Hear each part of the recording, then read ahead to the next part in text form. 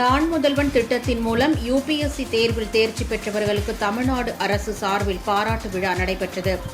விழாவில் கலந்து கொண்ட முதலமைச்சர் மு.க.ஸ்டாலின் தேர்ச்சி பெற்றவர்களுக்கு பாராட்டு தெரிவித்தார்.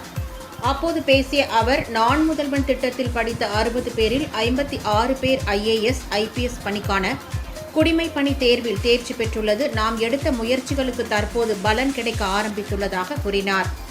அதிகாரிகள் என்றாலே அதட்டலுடன் இருக்க வேண்டும் என்ற அவசியம் கிடையாது என்றும், சாதாரண மக்களுடன் அன்பாகவும் பண்பாகவும் அதிகாரிகள் நடந்து கொள்ள வேண்டும் என்றும் தெரிவித்தார்.